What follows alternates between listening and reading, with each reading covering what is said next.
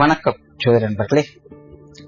2025 வருடத்தில் சனி வக்ர பலன், அதாவது இந்த வருடம் ஜூலை 15 தேதியிலிருந்து நவம்பர் 30 வரைக்கும் சனியானது மீன ராசியில வக்ரகதியில சஞ்சாரம் செய்துட்டு வரும்.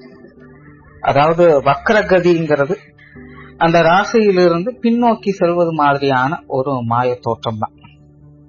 பட் அந்த நிலைகளுக்குமே பாத்தீங்கன்னா எல்லா ராசிகளுக்குமே பலன்கள் அப்படிங்கிறது உண்டு. தவிர இந்த வருடம் இந்த வக்ர காலகட்டங்கள்ல பாத்தீங்கன்னா செப்டம்பர் மாதம் சூரிய கிரகணம் இருக்கு. இந்த கிரகணத்தினுடைய நிலைகளுமே பாத்தீங்கன்னா சனியினுடைய அமைப்பும் ஒரு பார்ஷியான நிலையில அமைஞ்சிருக்கும். தவிர மற்ற கிரகங்களும் பாத்தீங்கன்னா இந்த காலகட்டங்கள்ல சனிக்கு அப்படியே ஆப்போசிட்ல தான் டிராவல் பண்ணிட்டு வருவாங்க, குருவை தவிர்த்து.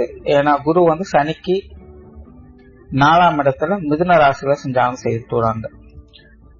சோ பொதுவாக இந்த மாதிரியான கிரக நிலைகள் ஏற்படும் பொழுது பெரும்பாலும் எல்லா ராசிகளிலுமே கண்டிப்பாக மாற்றங்கள், ஏற்ற இறக்கங்கள் அப்படிங்கிறது இருந்தே தீரும்.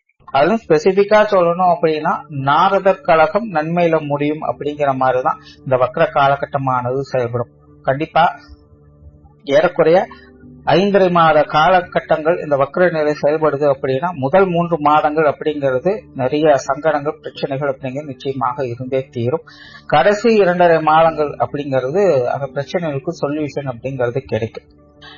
அண்ட் பொதுவாகவே கிரகங்கள் வக்ர நிலை பெறுது அப்படின்னா அந்த கிரகங்களுடைய நிலைகளுக்கு ஏற்ப பழைய பிரச்சனைகள் திரும்பி பார்க்க போகுது அப்படின்னு தான் அர்த்தம். அதாவது விட்டகுற தொட்டகுறங்கிற மாதிரி நிறைய விஷயங்கள் நடக்கும்.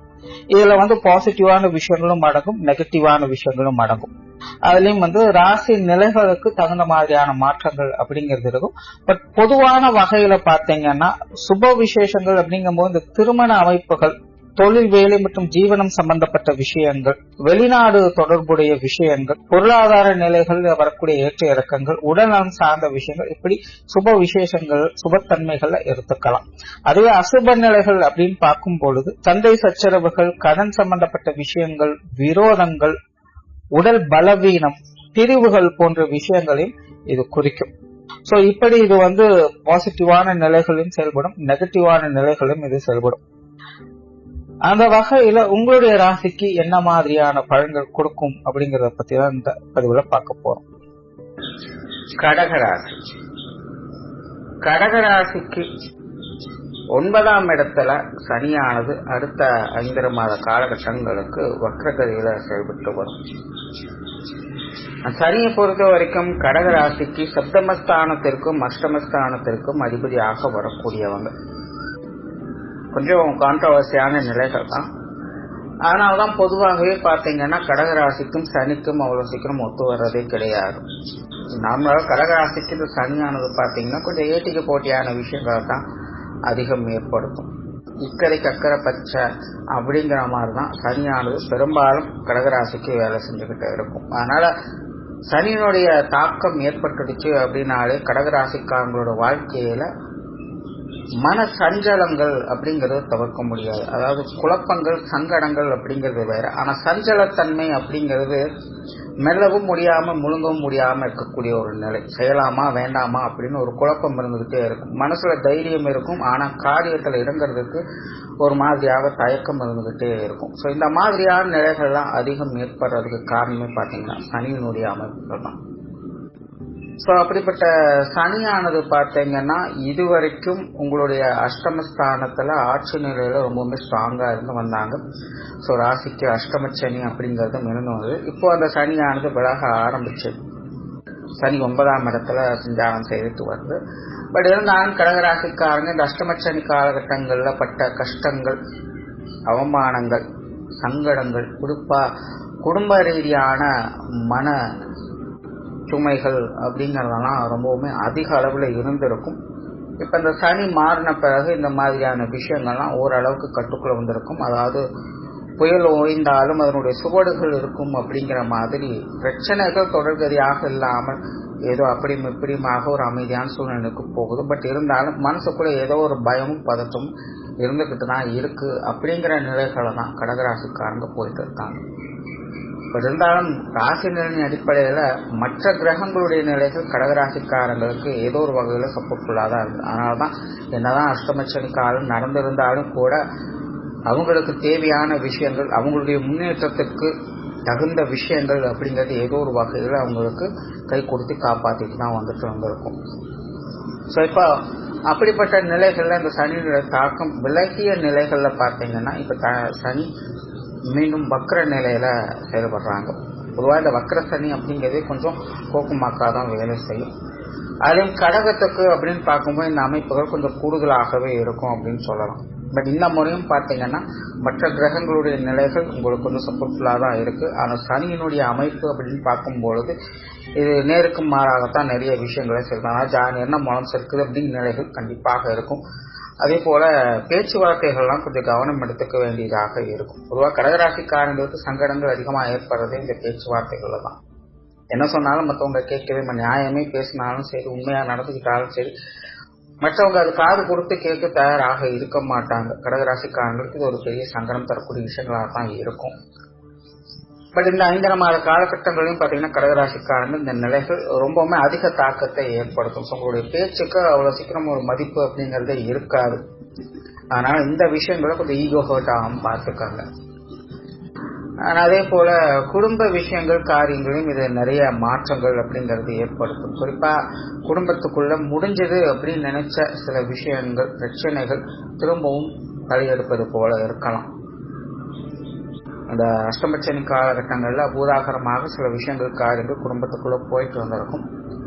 இப்ப சர்வகாலமாக அந்த மாதிரியான பிரச்சனைகள் இல்லாம கொஞ்சம் சுமூகமாக போயிட்டு இருக்கு அப்படின்னு நினைச்சிட்டு இருப்பீங்க. எல்லாம் முடிஞ்சது அப்படின்னு நினைக்கக்கூடிய நேரத்துல திரும்பவும் அது வந்துருமோ அப்படிங்கிற மாதிரியான ஒரு பயமுறுத்தலை அது ஏற்படுத்திக்கிட்டு இருக்கும். அதாவது முழுவதுமாக வராது, ஆனா வருவது போன்ற ஒரு தோற்றத்தை அது ஏற்படுத்தும். கடகராசிக்காரங்களுக்கு ஒரு பிளஸும் இதுதான். அதாவது முழுமையான தாக்கத்தை அது ஏற்படுத்தாது. மற்ற கிரகங்களோட நிலைகளும் உடன் வேலை செஞ்சுட்டு இருக்கிறதுனால பாதிப்புகள் அப்படிங்கிறது முழுமையா இருக்காது. பட் அது திரும்ப வந்துருமோ அப்படிங்கிற ஒரு மனோபயத்தை அடிக்கடி ஏற்படுத்திக்கிட்டே இருக்கும். மன ரீதியான தைரியம் அப்படிங்கிறது அதிகமாக தேவைப்படும்.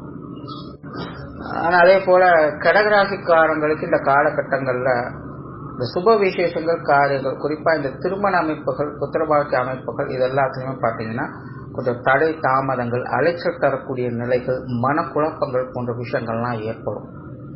குறிப்பா இந்த காலகட்டங்கள்ல இது சார்ந்த விஷயங்கள் எல்லாம் பாத்தீங்கன்னா நல்லவங்க கெட்டவங்களா தெரிவாங்க, கெட்டவங்க நல்லவங்களா தெரிவாங்க. ஸோ எது எப்படி அப்படின்னு சரியா ஜட்ஜ் பண்ண முடியாத ஒரு சூழ்நிலை, மனக்குழப்பம், தடுமாற்றம் அப்படிங்கிற விஷயங்கள்லாம் அதிகமாக இருக்கும்.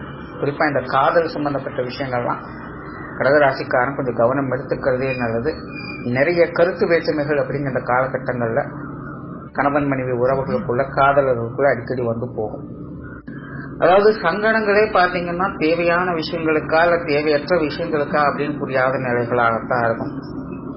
சில நேரங்களில் யோசிச்சு பார்த்தா நம்ம கொஞ்சம் அனுசரிச்சு போயிருக்கலாமோ அப்படின்னு, சில நேரங்களை யோசிச்சு அவங்க கொஞ்சம் அனுசரிச்சு போயிருக்கலாமோ அப்படிங்கிற மாதிரி எல்லாம் தோணும். ஸோ இது சரியா முடிவெடுக்க முடியாத ஒரு குழப்ப நிலைகளை ஏற்படுத்தும்.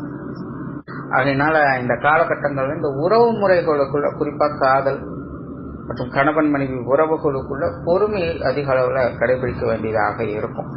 அதே போல வெளியூர் மற்றும் வெளிநாடு சம்பந்தப்பட்ட விஷயங்கள் சாதகமான அமைப்புகளை ஏற்படுத்தி கொடுக்கும்.